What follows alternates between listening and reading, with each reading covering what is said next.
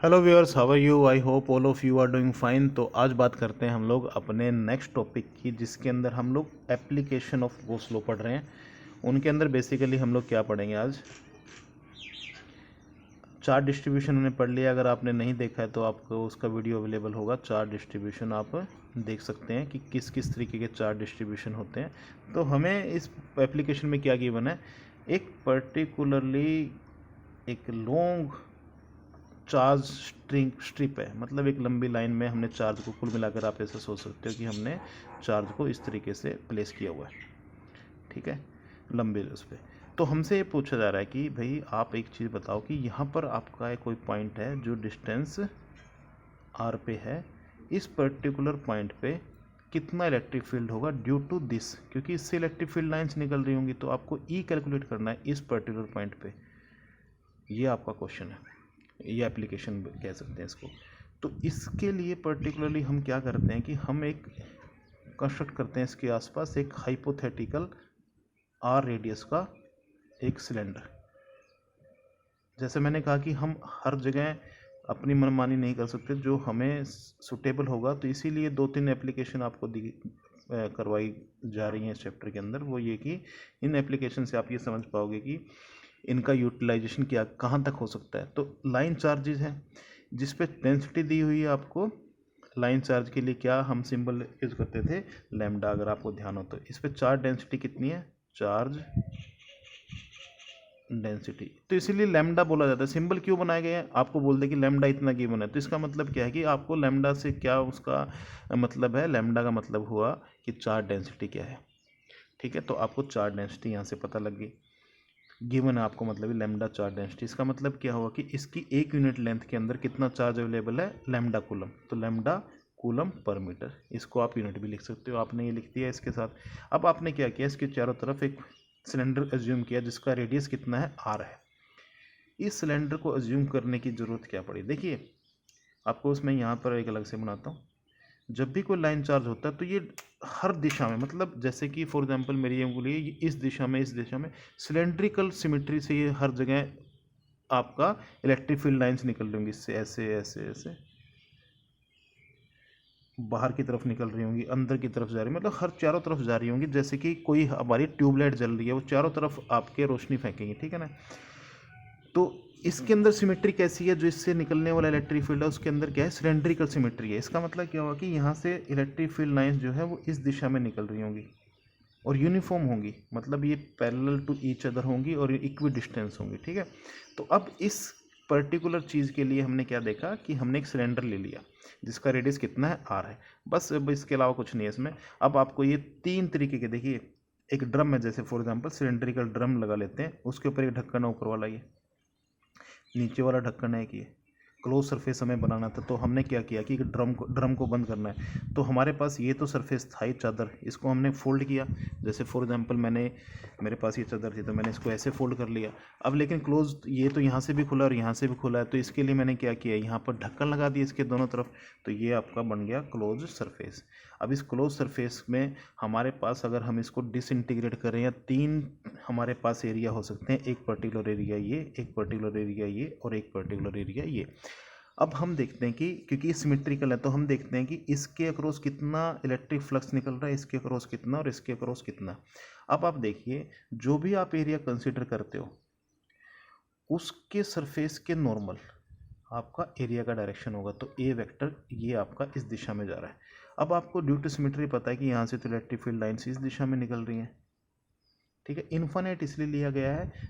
As is पे देखिए, ये वाला जो चार्ज होगा जो कोने पे होगा, सबसे ऊपर होगा, ये तो देखो यार इस दिशा में भी छोड़ रहा होगा, लेकिन वो इस दिशा में, इस दिशा में और इस दिशा में भी उससे इलेक्ट्रिक फील्ड लाइंस निकल रही होंगी।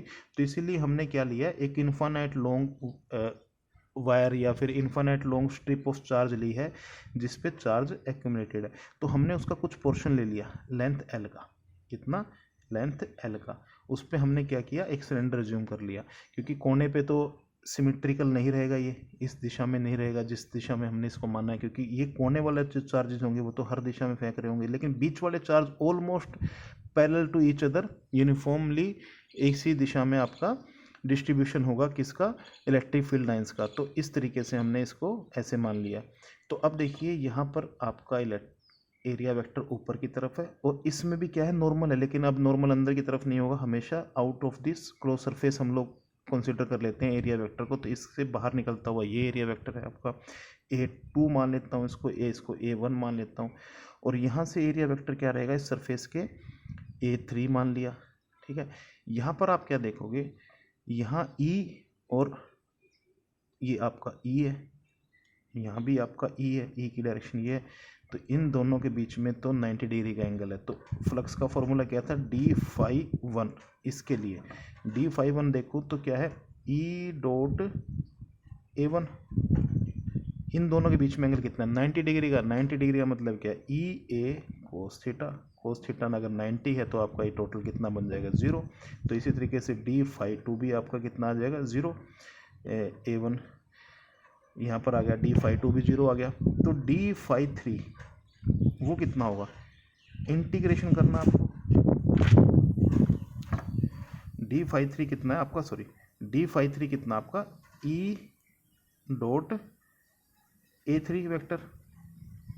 इन दोनों के बीच में देखिए ये भी इसी डायरेक्शन में है और आपका A भी इसी डायरेक्शन में है, तो इन दोनों के बीच में एंगल कितना है, d∅3 is equal to EA3।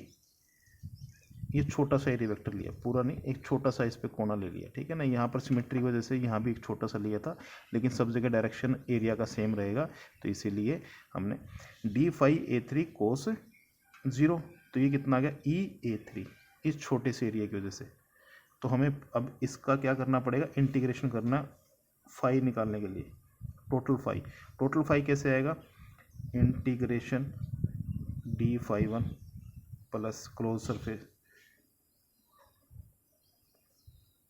d∅2 plus integration d∅3। तो हमने तीनों का इंटीग्रेशन करना है। तो इसका इंटीग्रेशन किया तो ओवर ए क्लोज सरफेस टोटल फ्लक्स कितना निकल रहा होगा, ये हमें कैलकुलेट बेसिकली करना है इससे। तो d∅1 में 0 था, 0 प्लस 0 प्लस इसका इंटीग्रेशन हमें करना है, कितना है, EA3। ये हमारे पास इसका इंटीग्रेशन हमें परफॉर्म करना है ओवर ए क्लोज सरफेस। ठीक है, तो इसके लिए बेसिकली हमें क्या करना था, इसको हम लोग ऐसे भी लिख सकते हैं, DA3 ऐसे लिख सकते हैं। छोटा सा एरिया लिया था तो A3 पूरा ना लेकर DA3 लिख लेते हैं, ताकि ये आपको छोटा सा एरिया हमने यहाँ पर एक एज्यूम किया।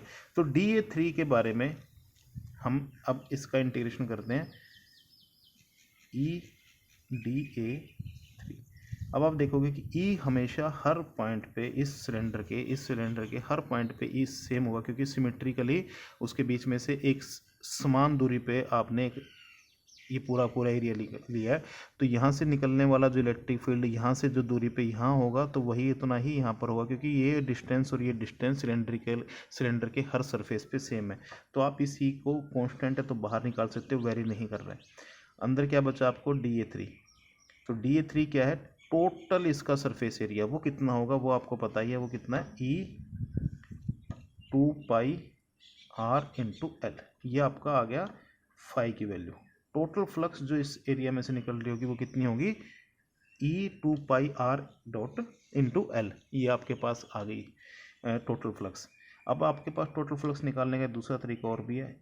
टोटल चार्ज इसमें कितना इनक्लोज्ड है, 1 यूनिट लेंथ पे आपका कितना लैम्डा है, तो L लेंथ पे कितना होगा, L लैम्डा। तो आपका टोटल चार्ज इनक्लोज हो गया इसके अंदर।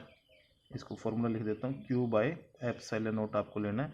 तो ये कितना आ गया, L λ/ε0। तो ये फाई और ये फाई दोनों बराबर होंगे, तो आप क्या लिखोगे, E2πrL is equal to L λ/ε0। L से L कैंसिल हो गया, तो E की वैल्यू कितनी आ गई आपकी, λ/2πrε0।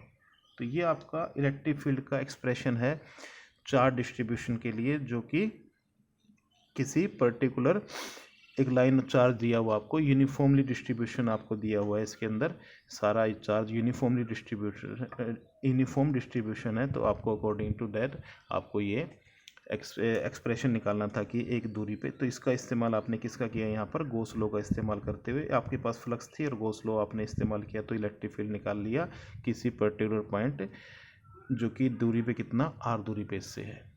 तो कोई इसमें इशू अगर आपको लगा हो तो आप इसको कमेंट सेक्शन में पूछ सकते हैं। Thank you very much. इससे हम लोग नेक्स्ट टॉपिक के बारे में बात करेंगे नेक्स्ट लेक्चर में। Thank you.